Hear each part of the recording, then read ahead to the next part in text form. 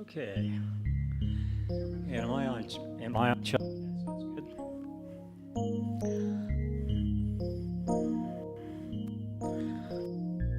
Chuck? There, I hear it. Great. Okay, so we want to invite you and to invite yourself to make welcome to this candlelight meditation. It's a candlelighting service. Yankee will be playing under it, and we'll sing a Light of This World song at the end. But right now, I want each of us and all of us to picture in your mind a candle flame. And I want you to see that candle flame as one flame. And yet I want you each to see your one flame, your one candle flame, dancing to the light of your soul. So right now picture your candle flame, your one candle flame, dancing to the light of your soul. And know with me that all souls and all candlelights of the soul dance as one to your unique vibration. And that is also true of the many religions of the world. There's a soul light in each religion, and each soul light of each religion dances to its own tune, dances to its own tone, and dances to its own time. So I invite you to find the candle flame of your soul. I invite you to feel into the tune to which it is dancing, to the tone to which it is flaring, and to the time of the here and now of the presence of your soul. And let's go from the here and now of the soul light of our flame to the soul light of the one flame of love, which is the light and the flame of love that dances in all religions as one. And so our unity candle is already lit. And that unity candle represents that flame of life, that flame of love, and that flame of faith that never goes out. It's an eternal flame. And that one eternal flame, that namaste, shines bright in all religions as one. And so we now move to light our first candle, and it's the candle for the shamanic traditions. And as I light the candle for the shamanic traditions, I invite you to see the candle flame for the shamanic traditions dancing to its own tune, its own time, and its own tone. And know with me that the tone and the time and the tune of your light of love that's flickering within you, that I invite you to see and be one with, aligns with the light of the flame of the shamanic tradition. And we now light our second flame of faith, our candle of faith, and it has its own light and its own flame and its own tone and its own time. And that second candle is for Hinduism. And so as we honor that light of flame in our soul, we find the tone of that flame and the tune of that flame and the time of that flame.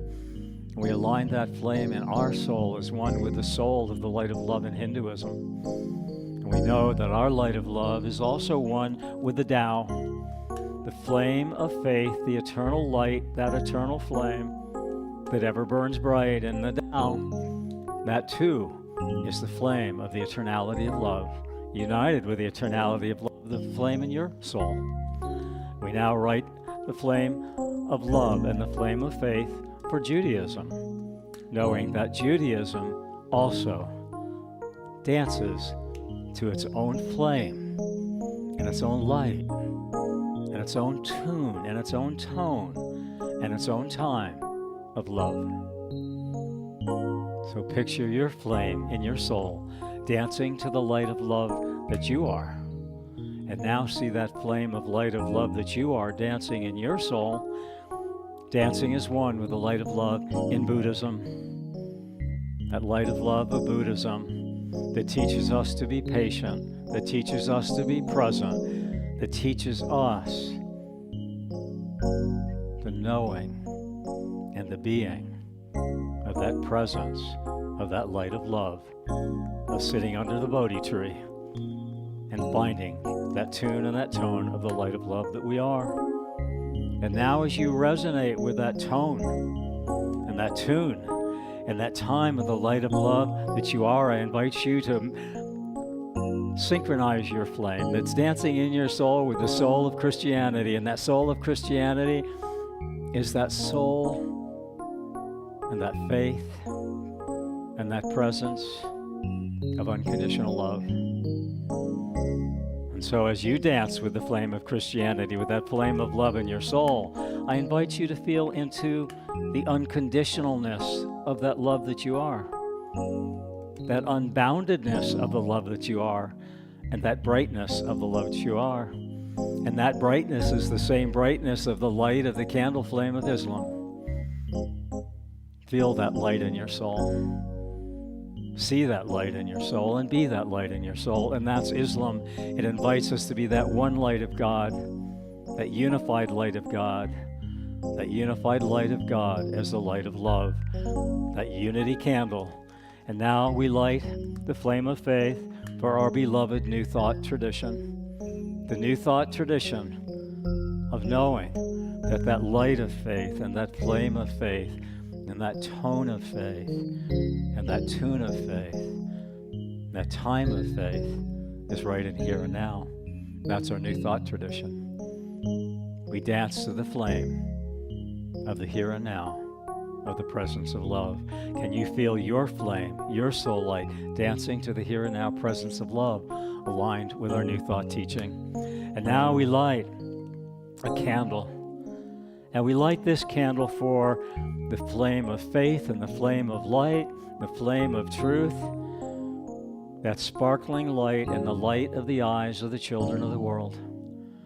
So I invite you to honor this candle of universal love that reflects the light of universal love in each child's eyes, that brightness, that sparkle, this newness, that nowness. So we honor the nowness of the light of love in each and every child, and we honor that as the light of love of our child within. How are you dancing with your child within? How are you flickering with that flame of light within? And how are you faithful to that eternal light of flame that dances in your soul, that moves up through your heart and enlightens the world? And so I invite you to dance with your flame, that universal flame, and we'll light our final candle for that tune and that tone and that harmony of peace. And we'll know that our unity candle and the candle of unity within you and the unity of peace, as our flame dances to that unity, as our flame dances to that oneness, as our flame dances in harmony with all lights of love of all religions, with all lights of the light of eyes of love in children, and with all lights of peace, our soul, the unity candle, the flames of faith,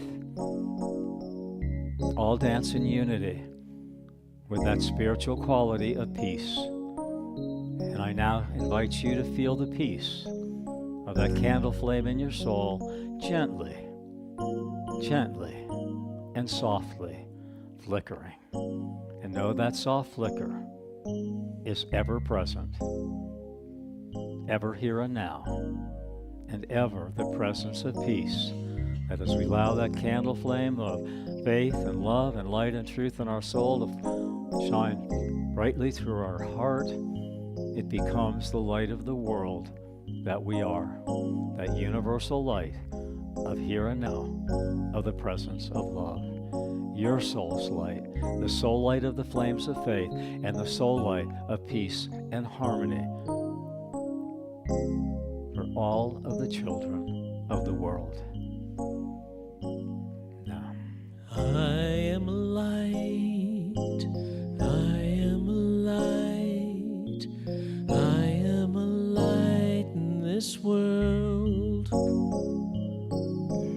I am a light, I am a light, I am a light in this world. And I shine, and I shine, and I shine so bright. And I shine, and I shine, and I shine so bright.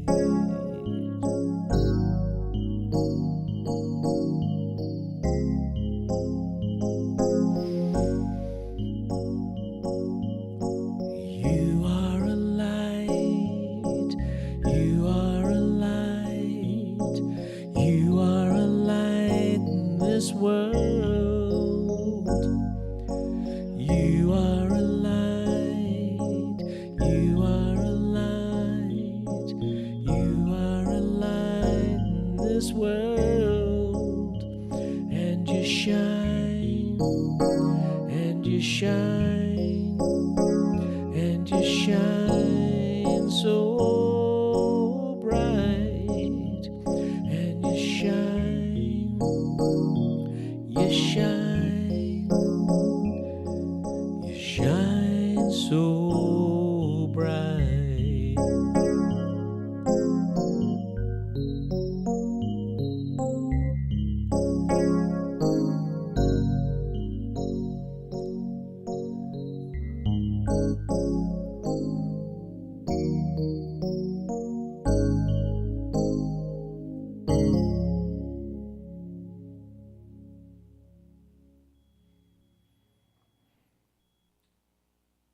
Service will begin in about 5 minutes.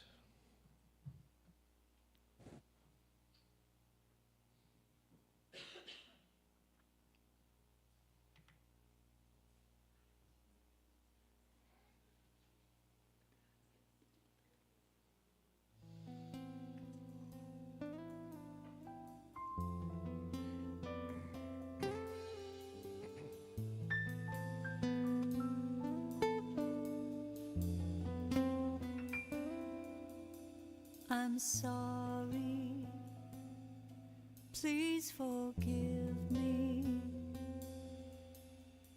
Thank you, I love you. I'm sorry, please forgive me. Thank you, I love you. I'm sorry, please forgive me. Thank you, mahalo, I love you.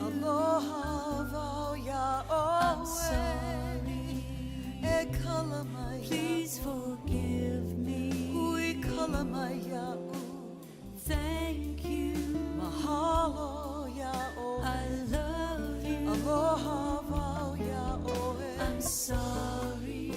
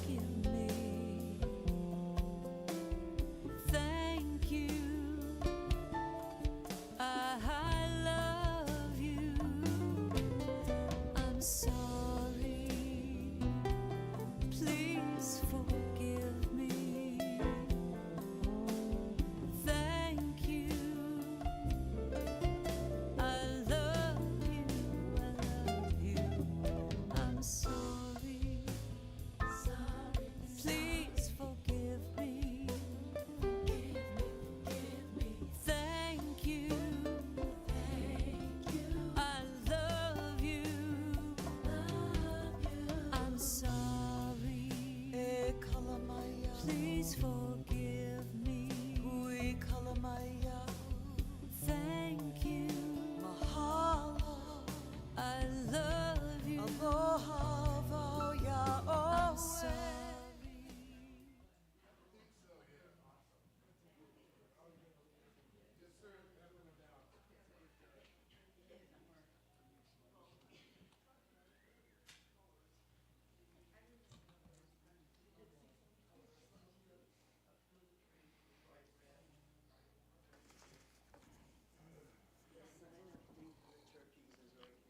Sorry?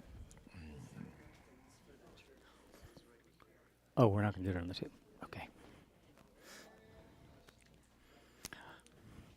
All right, so we want to welcome you, all of those in-house, and we want to invite Gilligan in, who's visiting today. So Gilligan, welcome to the Center for Spiritual Living Beaumont.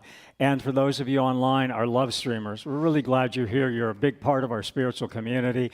And while we have a virtual distance here, we know there's no distance in that heart connectivity, because in consciousness, love connects us all, and that love moves beyond our technical work and our cameras, and it connects from the cameras from one heart to another heart. So even though you're not here in person, we feel your presence, and we trust you feel our presence as well.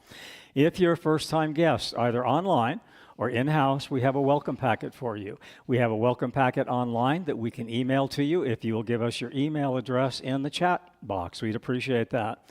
After service, as always, we have a fellowship meal, a full fellowship lunch in Carter Hall. So those here in person, you're welcome to stay for lunch afterwards. Those online, you're welcome to drive down if you're not too far away and join us. We invite you right now to take a moment and breathe into this moment. Just breathe into this moment. Let it center you in the now. And as you center in the now of this moment, I invite you to silence your cell phone. So in this silence we've entered, we invite you to keep that silence going by making sure your cell phone is silenced. And now I invite us to read together our vision statement. And if you're at home, we invite you to read this together with us as well. And so I invite us to say this together: a world that works for everyone. And I like to say it's not a world that works for someone, it's a world that works for everyone. And now we'll move on to our purpose statement, which is awakening humanity to its spiritual magnificence. And that's that light of faith and that light of love and that light of hope that we spoke about in our candlelight meditation. So we're awakening humanity to its spiritual magnificence, which is that light of love that we truly are. And then we move on to our mission statement. And our mission statement is transforming lives one thought at a time. And that's how we do it. One thought at a time, we transform our lives. And so I want you to know that CSLB is an inclusive and transformative community of spiritual practice, and everyone is welcome here. So I'd like you to take a minute and turn to your neighbor and say, howdy neighbor, just a quick howdy neighbor. And Adrian, the slides aren't advancing.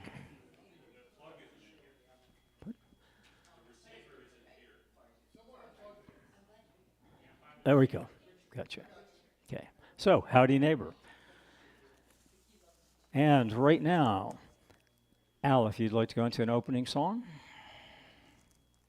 Sure.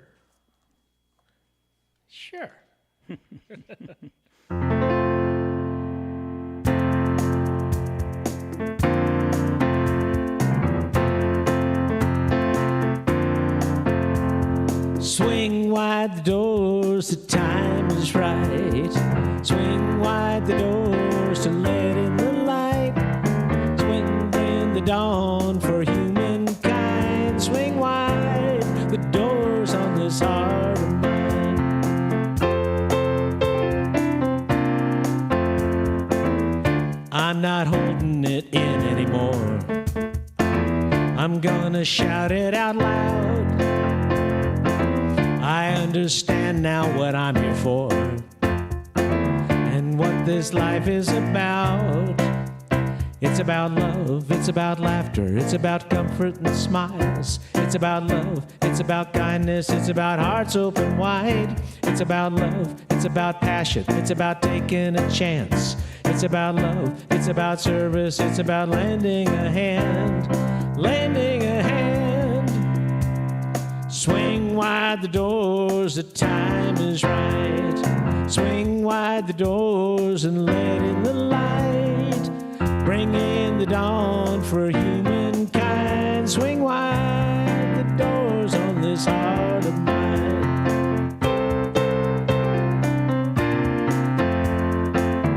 There's a voice that I've heard for years.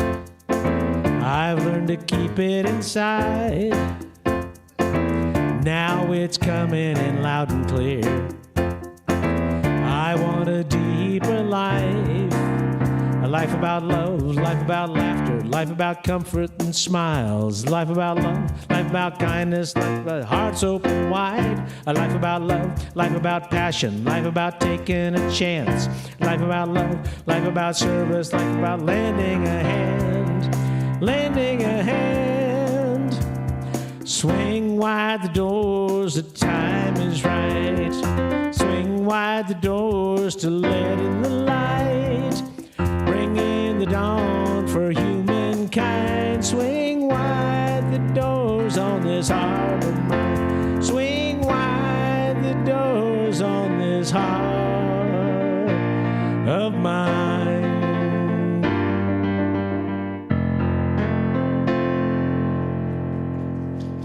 So I want to thank Al for being in the house and to let you know that Al has agreed to be at our candlelight Christmas dinner, Christmas Eve service. So Al will be with us again for the music on candlelight Christmas Eve service and dinner. So yay, Al, thank you very much for that. Appreciate it. And so now we'll go into our announcements. But, you know, he talked about letting the doors of our heart open wide. And as we let them open wide, the light of our love shines brightly. And that's what we're all about here. Unshuttering that light of our love and letting it shine forth in the world. One of the ways we let that shine forth in the world is through our flower ministry. And I want to acknowledge Bobby Chappelle is sponsored the flowers today every third Sunday in honor of her husband Arvel, who made his transition. But she continues to stay connected with him. And he said, start buying flowers in memory of me and in memory of you and in honoring your life. So every third Sunday, Bobby is sponsoring the flowers. We invite you to sponsor the flowers for any event or for no reason at all. Birth of a newborn, birth of a new idea, a new career, something that's good that's happening in your life, or just for no reason at all. We invite you to support our flower ministry. Ross manages that, and Rev Bev is stepping back in and is going to be helping Ross with that momentarily. So our next announcement is adopt an adorable pumpkin, and we started this last week. And it's change for change. Any change that comes your way, unexpected income that comes your way, we invite you to tithe 10%. And I will let you know that I had unexpected and totally unexpected income of about $600 this week. So I'm tithing $60. And as we were driving to the suicide walk, a prevention of suicide walk yesterday, Ross got a text and he had a $323 completely unexpected income. So I am tithing today a little more than 10%. I'm putting it in our pumpkin basket. We're tithing $100 today on unexpected income from last week. So yes, change for change, but any unexpected income. We appreciate it, and this is to fund our Food for Fellowship Thanksgiving dinner program. So that's what this is about. So if you didn't get a pumpkin, take a pumpkin home and bring it back next week with your change for change and any unexpected income. So we're really grateful. Good stories behind both of those. So that's our Adopt an Adorable Pumpkin. And that Good Grief Support Group continues every Thursday, 1 to 2:30, right here in the sanctuary. So join us. And we will move on to Good Grief Support. And Joe Goldsmith is on hiatus until January. So if you go to Vaughn's on Thursdays, you're on hiatus until January. I will be starting a class on Thursdays, probably in 2 weeks, and it will be an accredited Science of Mind 6-week class to fill in that spot. So we'll go up from 2:30 to about 4:30 on Thursday. That'll start in 2 weeks. So I invite you to join us since that class is on hiatus. And then our next announcement is, sharing gratitude and goodness. We want to thank the Morongo Band of Indians. They gave us 16 20-pound turkeys last year. This year they gave us 20. So we are keeping 4 for the center for Thanksgiving and Christmas Eve, and we are having a Thanksgiving giveaway of turkeys. It'll be a full dinner. It'll be packaged with potatoes and yams and vegetables. So we'll be giving those away. So if you know anybody who would enjoy a Thanksgiving turkey, we'll be giving them away first to our members of our center, and then the leftovers, we are invited to turn over a turkey to you. So keep that in mind of anybody who would enjoy that and appreciate a turkey. Stay, eat, and connect, our after-service community potluck. We invite you to stay and join and connect with all of us. It's one of the ways that we really bring sacred service from the sanctuary into that sacred community of connecting together. If you provide the main dish, you will be provided $75 for the main dish reimbursement, and everyone's welcome to bring sides for that community stay, eat, and connect meal. And that completes our announcements. So it's time for our meditative song, and I invite you to find a place where you're sitting comfortably and you're breathing comfortably, and you can invite in the energy of this meditative song. We are standing on holy ground, and I know that there are angels all around. Can you feel that love right now? Right now, that sweet presence here with us on holy ground.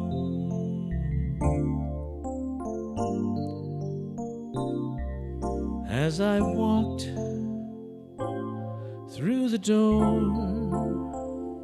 I caught the feeling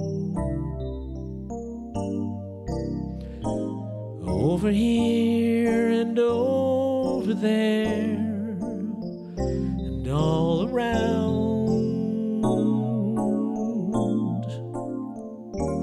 It's compassion, it's forgiveness, it's a welcoming that's endless. All are one here in this presence on holy ground. We are standing on holy ground,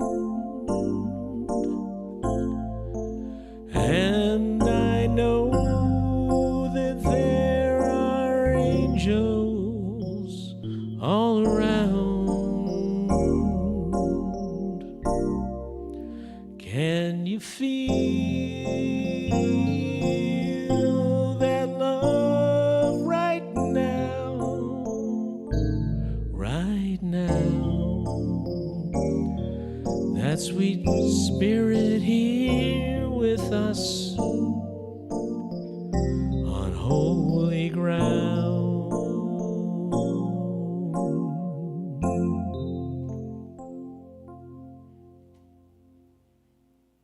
And so knowing that we're all standing on holy ground, and that ground is that sense of being presence, that sense of presence that lets us know wherever we go, wherever we are, we're safe. We're safe in the groundedness and the centeredness and the oneness of that light of Spirit's flame, as one with that light of Spirit's flame of our own soul. That flame that never goes out, that always shines brightly, that lights our way forward from the holy ground we stand upon into the holy path which we enter unto. And that holy path we enter onto from the groundedness of our being, from the presence of that light in our soul and from that love in our heart, the path that we enter upon is a path of self-discovery. It's a path of discovering who we are. It's a path of discovery, of coming to know why we are here. And it's a path of discovery, of knowing that we are all here together, right here and now, on that one path of coming to walk each other home, to walk each other home to that oneness of spirit, to walk each other home to that presence of quiet calm, to walk each other home to that passion of that heart light of love that lights up our life. And as our heart light of love lights up our life lights up the lives of those around us. And so know with me that this prayer of groundedness and centeredness and oneness is centered in the light of love that we are, the light of love that we all are, that light that unites all faiths, that unites all people, that unites all nations, that unites all communities. That light of love that lights all communities in that common unity of knowing we are here to walk each other home.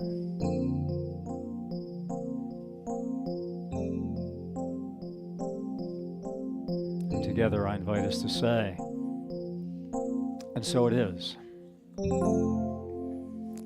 And so in that oneness of walking each other home today, I invite us to know that at times when we feel a little uncertain and a little unknowing and perhaps a little unfaithful, that when we keep the faith, we come to know better who we are, we come to know better why we are here, and we come to know that we can step from this groundedness of being and never be ungrounded. We can always be grounded in that truth of that knowingness, of that oneness of love. And we can travel from the groundedness of knowing into the ungroundedness of our state of being. And that's what love invites us to do, to unground and to set ourselves free and to untether from the safety of our groundedness into the sanctity of our greatness. And our talk title is Atlas of the Heart. And here's how Ernest Holmes invites us to unground from our fixed groundedness. Right? I'm grounded. And he invites us to unground and untether by knowing that the heart is the center through which love flows. It's our heart center through which love flows. And Ernest Holmes further shares that the mystics call the heart the angel of God's presence. The angel of God's presence. And he shares that science mind is sometimes about laughter. Laughter in the presence where life may not feel so light. And so he always invites us to go into humor. And so we're going to start with a pastor at a fundamental church, and they need a new oven in their church kitchen. And it's not in the budget. So he invites anyone on Sunday service to stand up who would like to donate $1,000 for a church oven. And whoever stands up will be given the choice of choosing whatever church hymns they want to choose next Sunday. A woman named Mary Lou stands up. She says, I will donate the $1,000. And the pastor says, and you will pick 3 hymns for next Sunday. So the next Sunday evolves, and the pastor calls Mary Lou up to the stage, and he says, Mary Lou, thank you for your donation. You get to pick the hymns today. Which 3 hymns would you like? And Mary Lou goes, I would like him, and I would like him, and I would like him. So Science of Mind is not about cherry picking our 3 favorite hymns or cherry picking our 3 favorite hymnals. Science of Mind is not about cherry picking. Science of Mind is about cherishing presence. And so we cherish that presence in what Ernest Holmes calls the song celestial of love. And he says that expresses itself through the oneness of the atlas of our heart. Ernest Holmes speaks of the angel of God's presence in terms of being affirmatively for something and absolutely against nothing.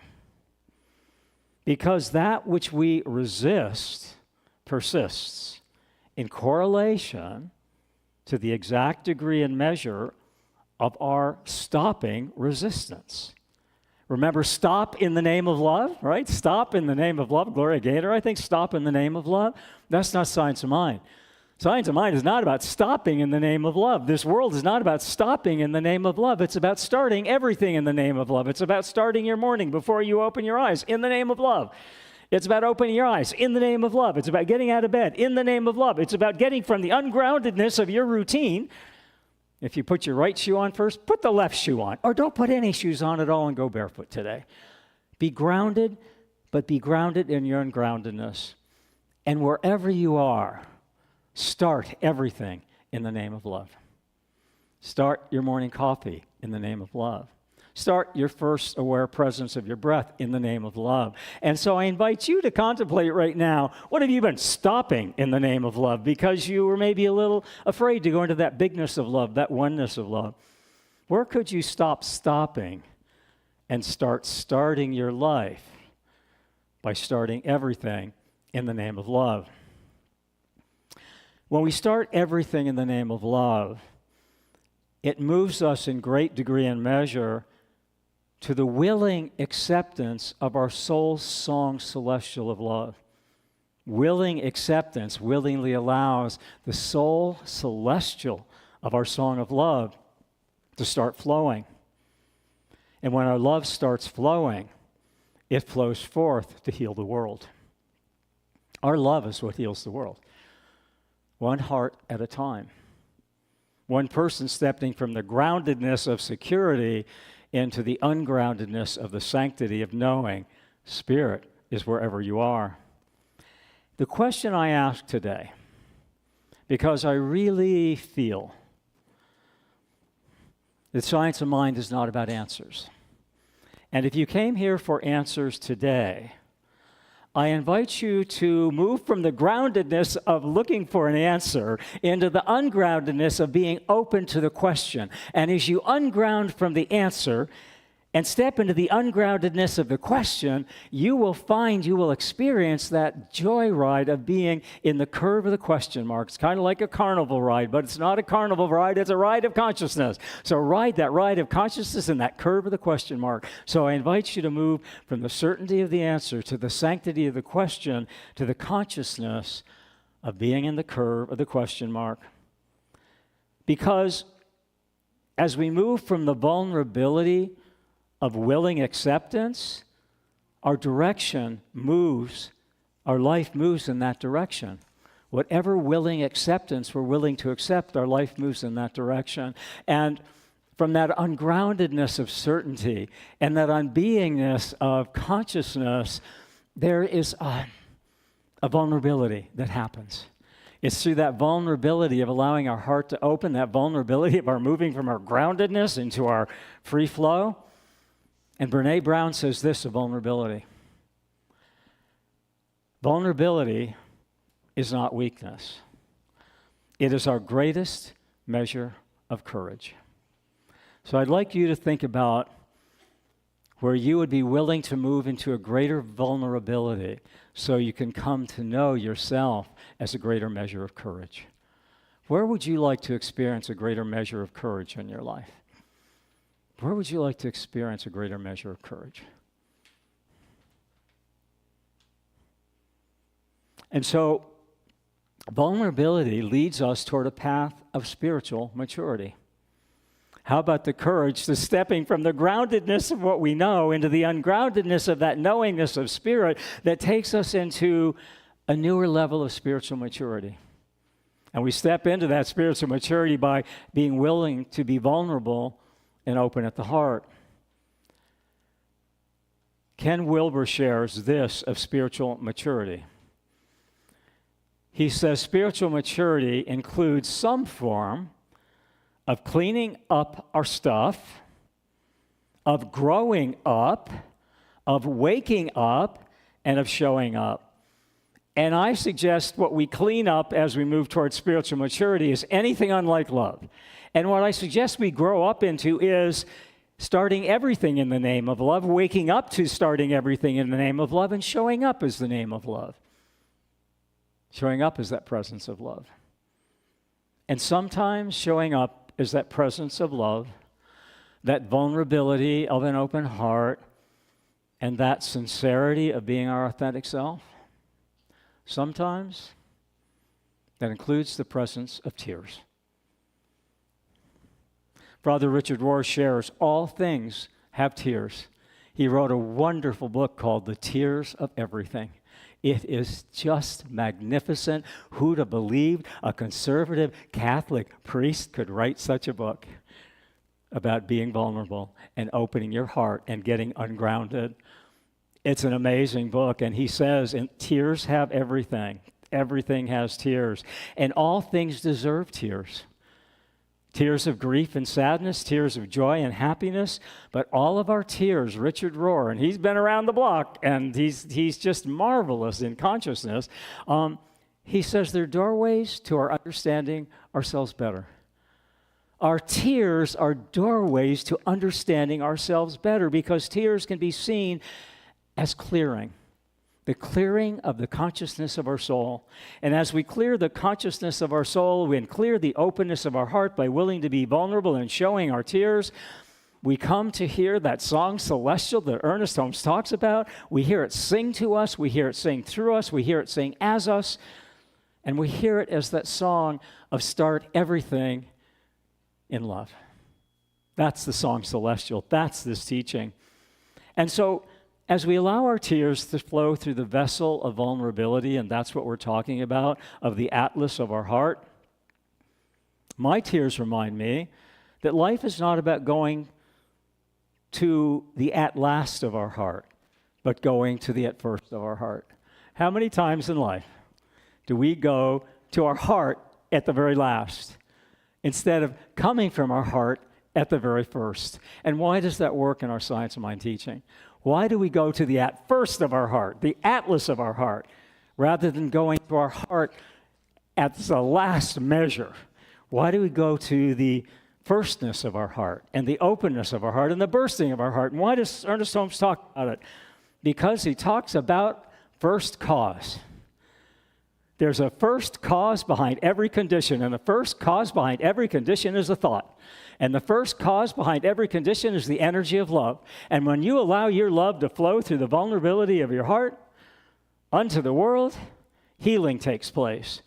And that's first cause. And the first cause of Science of Mind, the first cause of universal principle, the first cause of that unity of life is the consciousness of first cause. And behind everything, behind every being, behind every person, behind every event is the energy of love. Love is the presence of tears. And in the presence of the tears of love, we come to know ourselves better. To be present to the angel of God's present in the world without, we must first be present to the angel of God's presence within. One of the qualities of God's presence within is the God quality of hope. The atlas of the heart requires vulnerability and also sincerity. But as we come from that sincerity within, we come to a clarity without that at our core, at our essence, at our being presence of consciousness is the energy of love. And one of the ways the energy of love shows itself in this world is through the vibration of hope. As many of you know, my ministry came to me in an accounting class in ministry school, of all places, not an ecclesiastical, and it dropped in between debits and credits. It dropped in between debits and credits. And I was going to skip that class because they'd waive it because I have a financial background. And Ross said, don't skip any class. There might be something there for you. Oh, this is basic. I have a master. What am I doing? Counting 101. He said, don't skip any class. And so I will say to you, don't skip any opportunity to be present with your consciousness. And so yesterday, 7 of us had the opportunity from this center to be the presence of hope at the Out of the Darkness Walk for Suicide Prevention in Santa Monica. Last year we had 1 person join us. This year we had 5 people join us. Consciousness expanding. Last year, CSLB and the people who went on the walk raised about $430. My target was $500 this year because I was hesitant to ask $1,000. I was grounded in safety. I'm going to ask people of this center to make a goal of $500. Oh. And so I typed 500 on the form. But in consciousness, I said 1,000. And I'm learning to know the difference between my mindset and that set of ungroundedness of consciousness in which spirit steps in. So we were at our goal of about 470 yesterday. We began the walk, and while we were walking, the 7th, I got 2 texts. We had $350 in donations come in. So went from 430 last year. We're at 860 right now, and we're open for donations. So if any of you would like to help us close that gap between the spiritual consciousness of 1,000, or we can stay grounded in 500, but we've already beaten it by being vulnerable and being open and being aware. And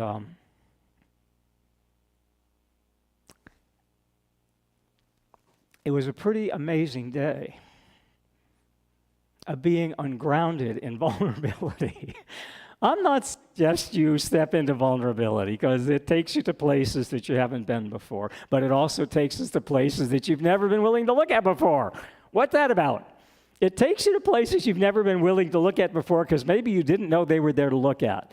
And I'm a suicide, we call them thrivers, a suicide survivor thriver of 18 years. So the walk means a lot to me.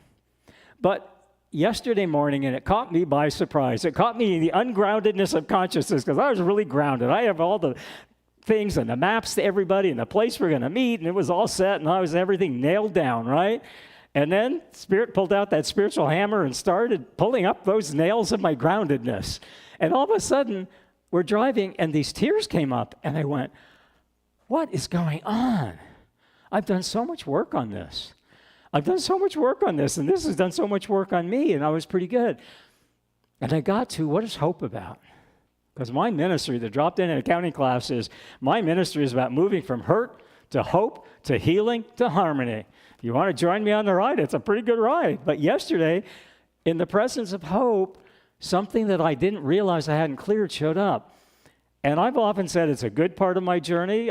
It's led me to ministry. It's led me to being more vulnerable, more to an open heart, more to participating and creating the space of causes the first cause of showing up in Santa Monica, and a lot of people stepped into that first cause of consciousness and showed up in hope. This is our slide of our people by the hope sign yesterday. And what showed up for me in the energy of hope that I did not expect was sincerity. Oh, what is sincerity? And I thought, I'm sincerely crying. What is this about? What are these tears coming from? Where are the tears of everything? 18 years of work, and I got that I've never said. In 18 years, I've never said suicide is a,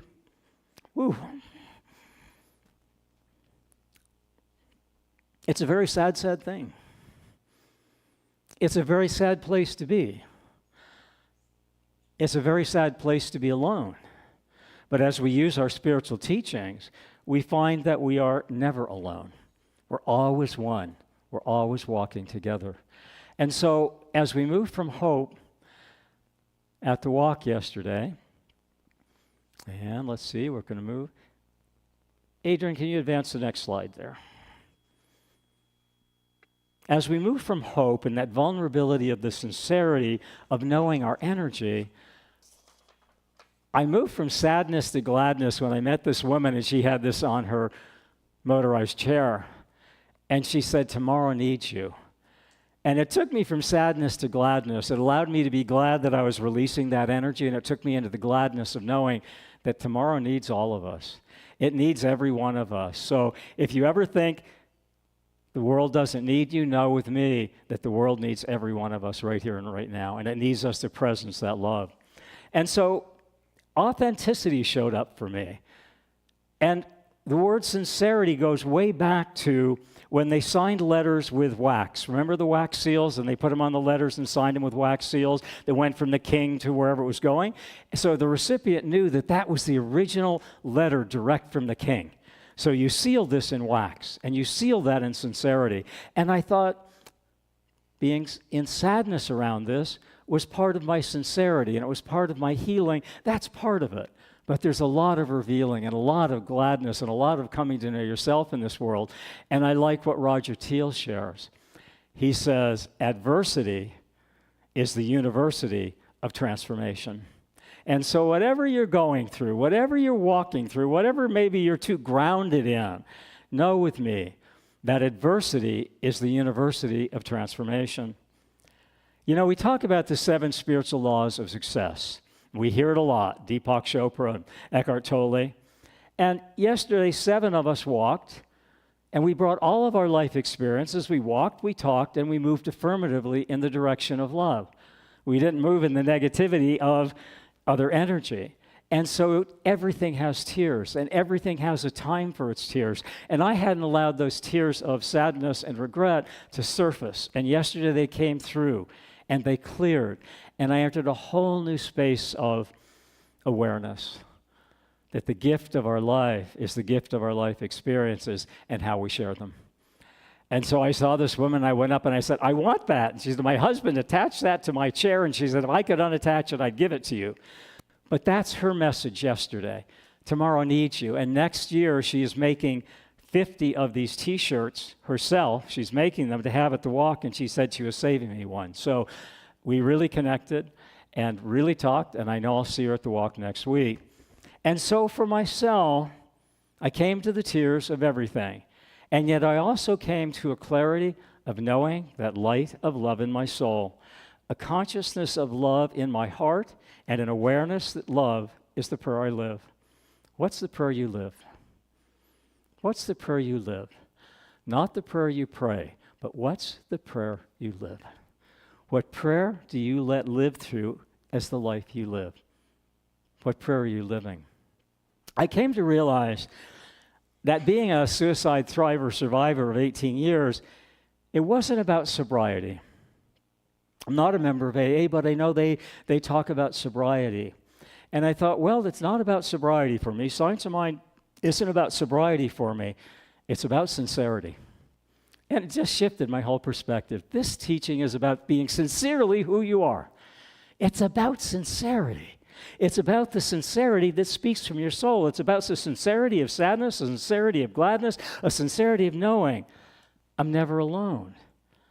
A sincerity of knowing tomorrow needs me, and it needs you, and it needs all of us.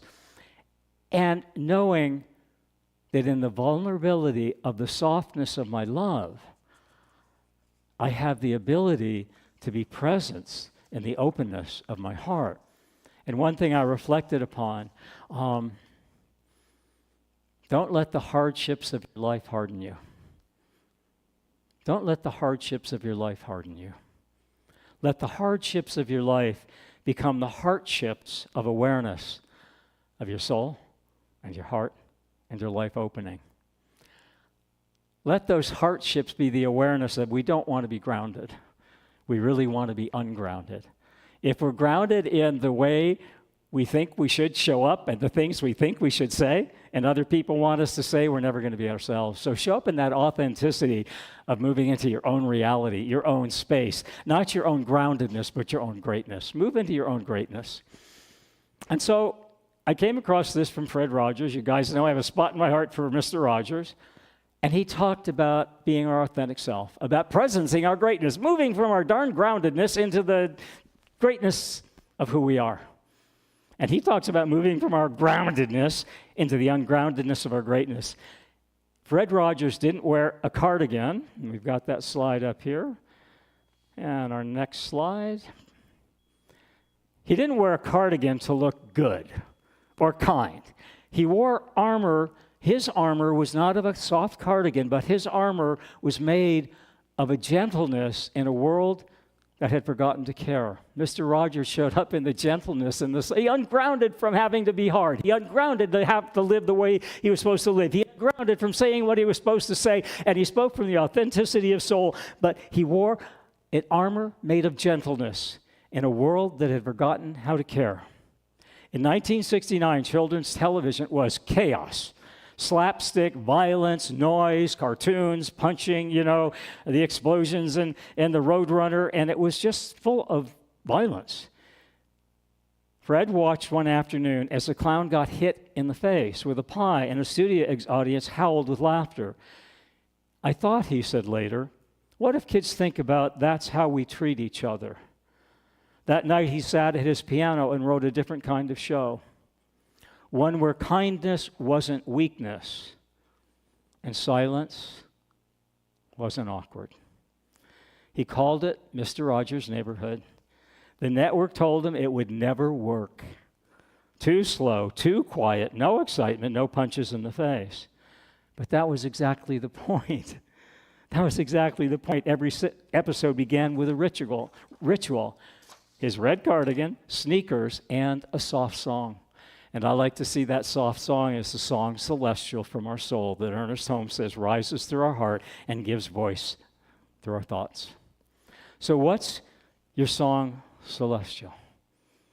That Ernest Holmes talks is the song of our soul that wants to live through the openness of our heart and come through the thoughts we think. What's your song Celestial?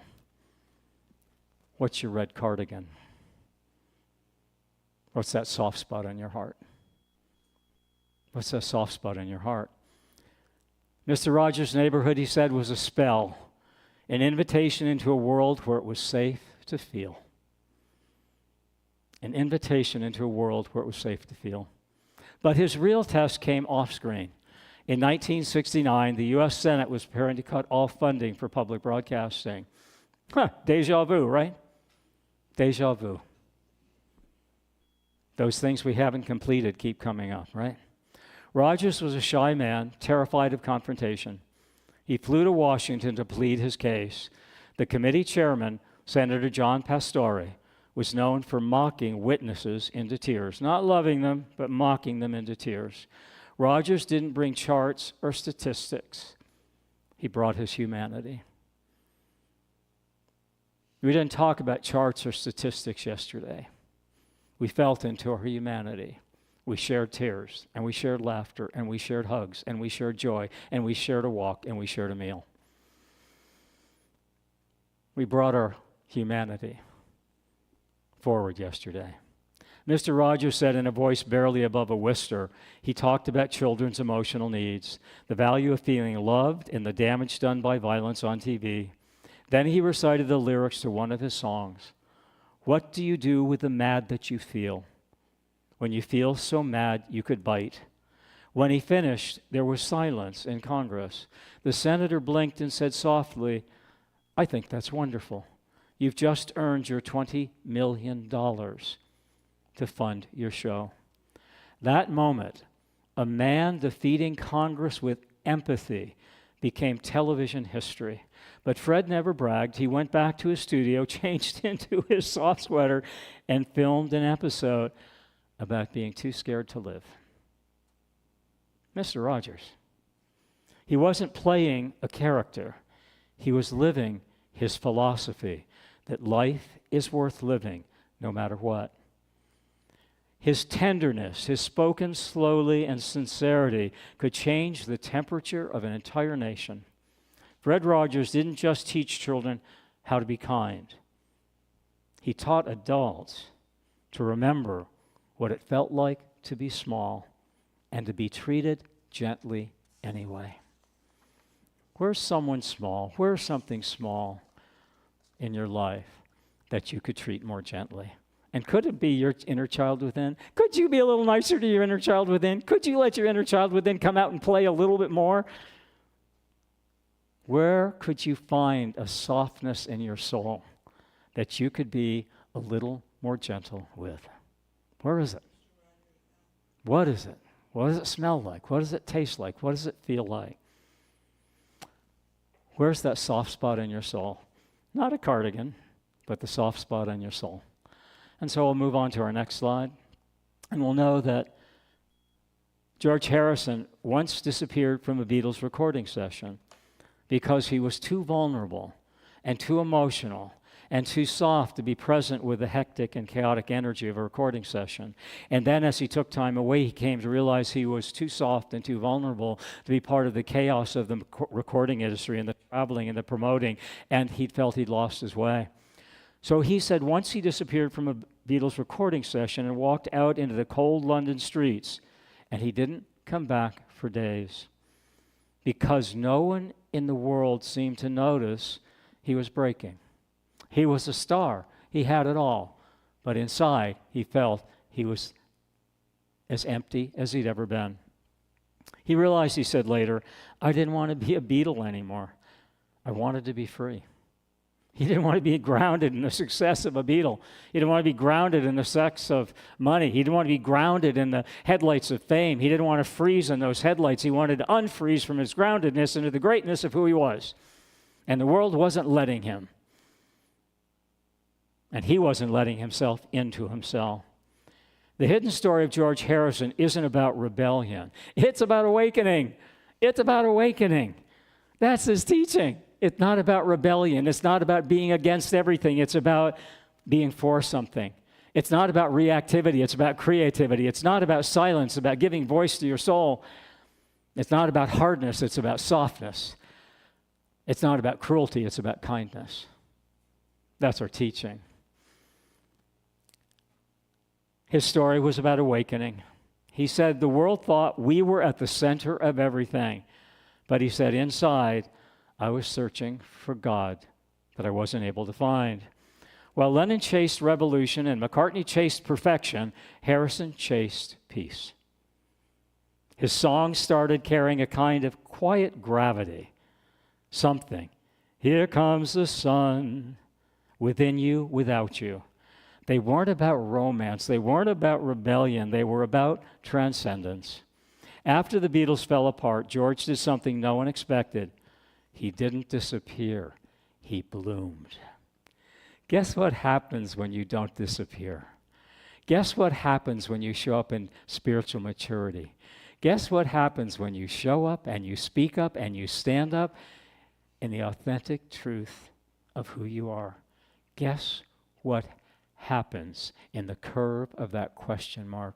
You heal in the presence of others who love in a way you have never healed before. In the presence of love. After the Beatles fell apart, George did something no one expected. He didn't disappear. He bloomed. Look, adversity is the university of transformation for each and every one of us here. And if you will make welcome that adversity, if you will make it your advocate and not your enemy, you will come to know a spiritual presence, a spiritual love, a spiritual healing that will be so revealed to you, that will so drop in, that will so embody you, that will so embrace you, that will so lift you up so high in love that there's no way you can be grounded in certainty. You just end up being ungrounded in your greatness. It's amazing. George Harrison said this as he bloomed, as he became ungrounded and he became great. He said, if you can do something good, why wouldn't you? If you can do something good, why wouldn't you? His final words that he whispered to his family were exactly what you'd expect before he made his transition. He said these three words: love one another. You will go through adversity this lifetime. I recommend you don't hurry through it. I've been working through something for 18 years, and I came to a better understanding of who I am yesterday because I admitted there was a sadness to it that I never owned before. But there's so much gladness in it. There's so much joy in realizing that tomorrow needs me. Tomorrow needs you.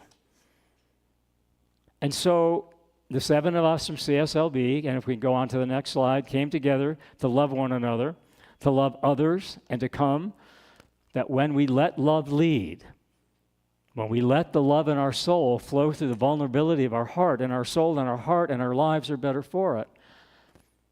And so today's affirmation, and I invite it to say it together.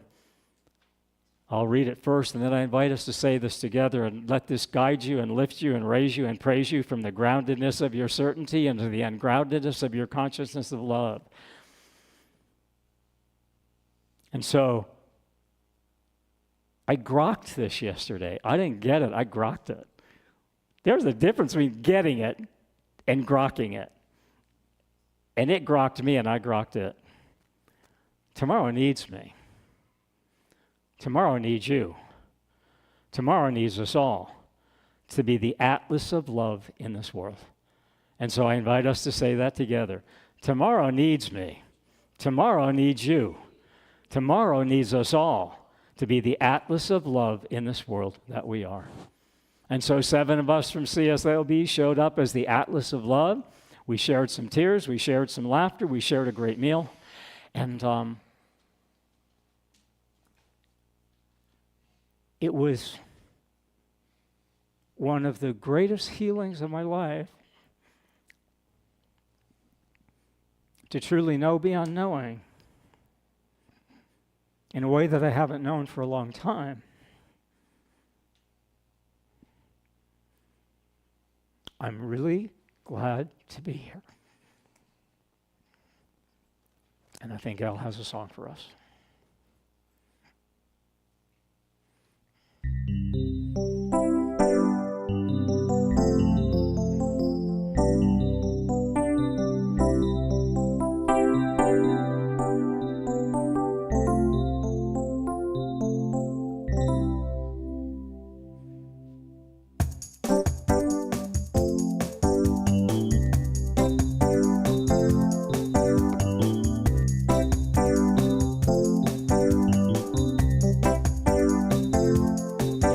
I see a tree, it calls out to me, not in words or a sentence, all the same, I can sense it when I hear a brook.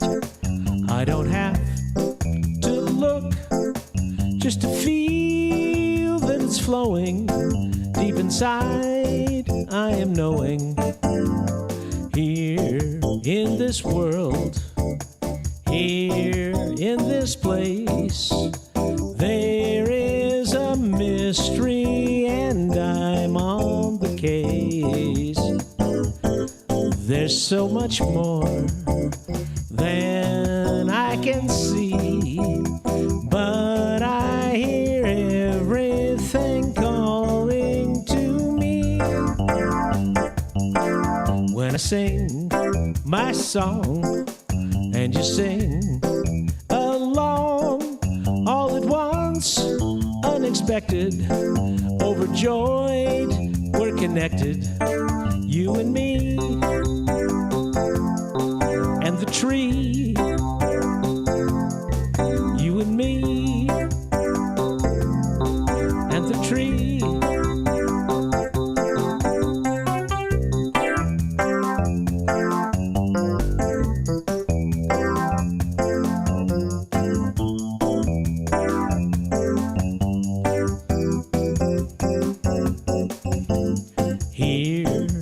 This room, there in that chair, there is a magic alive everywhere.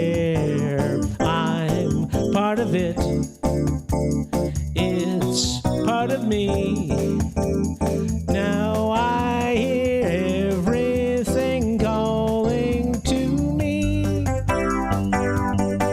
It's so great to know all the world's a show with a small repertory, just one act, just one story.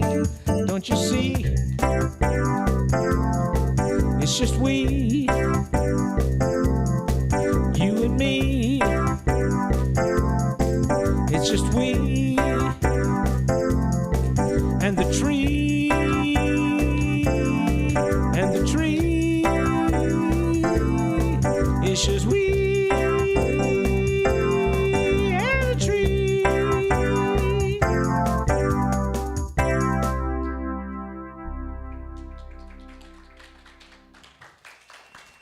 So let's go into this prayer of knowing and this prayer of ungroundedness. So I won't be grounded. I'll move around. Let's not get grounded so much.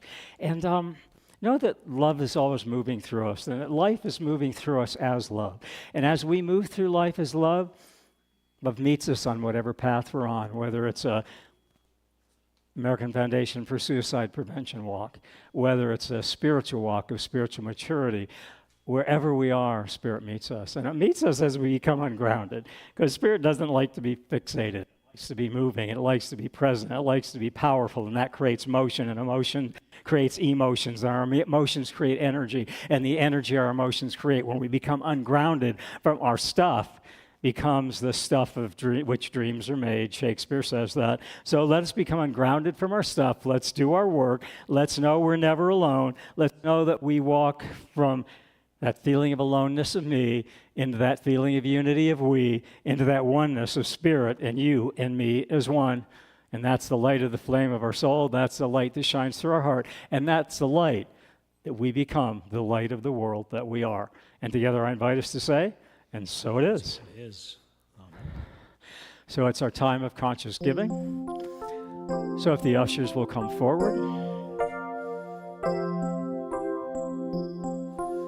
If you're watching online, if you're one of our love streamers, we invite you to text GIVE to 951-420-6909. You can go to cslbeaumont.org and tithe on our website. And you can take home, if you're here in the center, a prosperity pumpkin, and you can put your change for change or any unexpected income that comes in this week, put it in your pumpkin, bring it back next week. And know our target is to raise $750 for our Food for Fellowship program over the next few weeks. So join us in that prosperity consciousness, that prosperity practice, and that prosperity presence of knowing that we are the light of love that lights the world.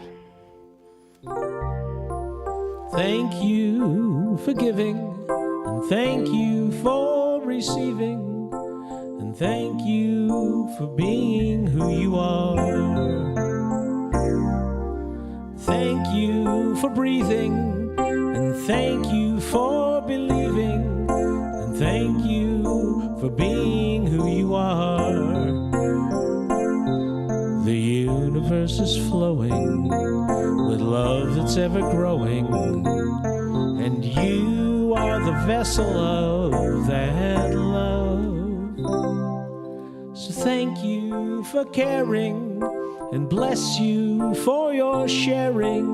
Thank you for being who you are.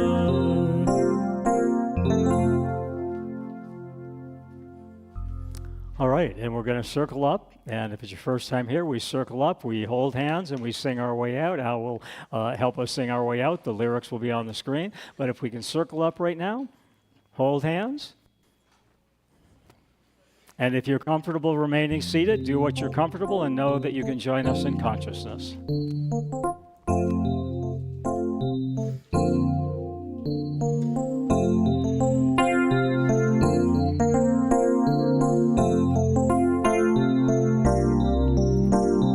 One people living on one planet, joining in one family. We are all one.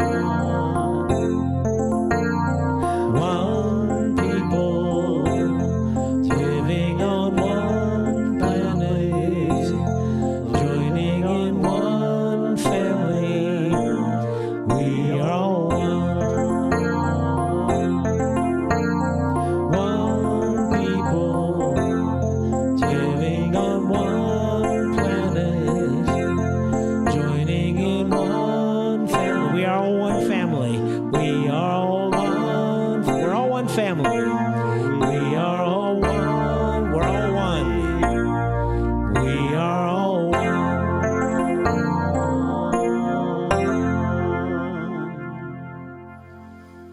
And so knowing that something wonderful unfolded at CSL Beaumont today, and that something wonderful was coming to honor the vulnerability of our feelings, was coming to honor the vulnerability of our ungroundedness, and was coming to honor that light of love that we are, that is with us wherever we are, at all times.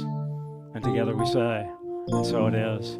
And so, lunch in Carter Hall, and if you would like prayer, Adrian is going to lead a prayer circle in our prayer room, which is prayer room 1, which is also my office. And so Yvonne and Adrian and I will join you in prayer room 1 if you would like prayer. So join us in prayer room 1. You can follow Adrian, and we'll join you through prayer, and then we'll see you for lunch in Carter Hall afterwards. But if anything's on your heart you'd like to clear, come on and join us in a circle of prayer.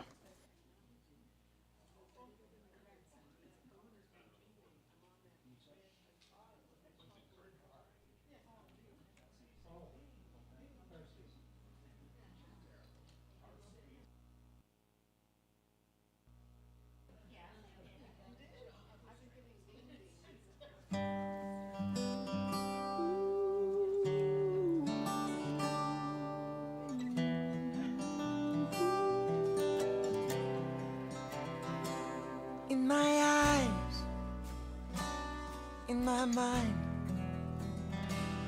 in my heart, in my soul,